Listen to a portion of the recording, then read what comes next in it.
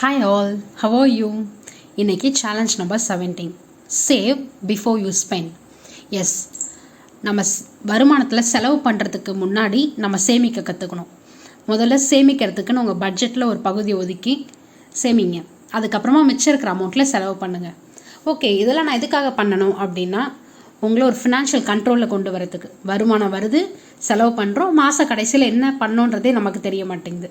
இதை ஒரு ஃபினான்ஷியல் கண்ட்ரோலில் கொண்டு வரதுக்கு நீங்கள் கண்டிப்பாக சேவ் பண்ணிங்கன்னா தான் ஏதோ ஒரு அமௌண்ட் நீங்கள் உழைக்கிறதுல ஒரு சேமிக்கிறீங்கன்னு இருக்கும். அந்த சேமிப்பு எதுக்காக அப்படின்னு பார்த்தீங்கன்னா, ஏதோ ஒரு எமர்ஜென்சி சுச்சுவேஷன் வரும். அந்த சுச்சுவேஷனில் அந்த சேவிங்ஸ் அமௌண்ட் எடுத்து நீங்கள் யூஸ் பண்ணிக்கலாம்.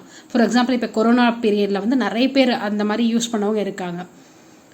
நெக்ஸ்ட், இன்கேஸ் உங்களுக்கு ஏதோ ஒரு ஃபினான்ஷியல் கோல் இருக்கலாம், ஒரு வீடு கட்டணும், ஒரு கார் வாங்கணும், ஏதோ ஒரு கோல் இருந்துச்சுன்னா நீங்கள் அதுக்கான அமௌண்ட் சேர்த்து வைக்கிறத நீங்கள் யூஸ் பண்ணிக்கலாம். இதெல்லாம் ஓகே, எனக்கும் சேர்க்கணுன்னு தான் ஆசை. ஆனால் எங்கே வருமானமே பற்ற மாட்டேங்குது அப்படின்னு சொன்னிங்கன்னா, நான் சேமிப்பு பண்ணுறதுக்கு ஒரு சில டிப்ஸ் சொல்கிறேன், நோட் பண்ணிக்கோங்க. ஃபர்ஸ்ட், உங்களுக்கு ஏதாவது கடன் இருந்துச்சுன்னா அந்த கடனை முதல்ல அடைங்க. அதுக்கப்புறமா சேவிங்ஸும் உங்கள் லைஃப்பில் ஒரு பார்ட்டாக கொண்டு வாங்க.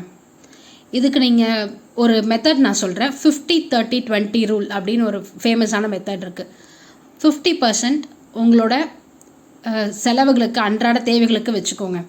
30% மற்றபடியான எமர்ஜென்சி சுச்சுவேஷன் தான் வந்தால் யூஸ் பண்ணுறதுக்காக அந்த மந்த்துக்கு வச்சுக்கோங்க. 20% சேவிங்க. இது உங்களோட தேவைகளுக்கு ஏற்ற மாதிரி மாற்றிக்கோங்க. ஆனால் இந்த ரூல் ஃபாலோ பண்ணிங்கன்னா கண்டிப்பாக நீங்கள் ஏதோ ஒரு அமௌண்ட் சேவ் பண்ணலாம். இது மட்டும் இல்லாமல் நீங்கள் ஸ்பெண்ட் பண்ணுறீங்க இல்லையா, அதை நோட் பண்ணிக்கிட்டே வாங்க. உங்களோட வரவு செலவு கணக்குகளை நீங்கள் நோட் பண்ணிட்டு வந்தீங்கனாலே எங்கே நீங்கள் தேவையில்லாமல் செலவு பண்ணுறீங்க அப்படின்றத நீங்கள் தெரிஞ்சுக்கலாம். ஒரு பொருள் வாங்கிறதுக்கு முன்னாடி அது தேவையா அப்படின்றத யோசிச்சுட்டு நீங்கள் வாங்கினீங்கனாலே தேவையில்லாத எக்ஸ்பென்ஸ் கண்டிப்பாக கட் ஆயிரும். வருமுன் காப்போம், சேவிங்க.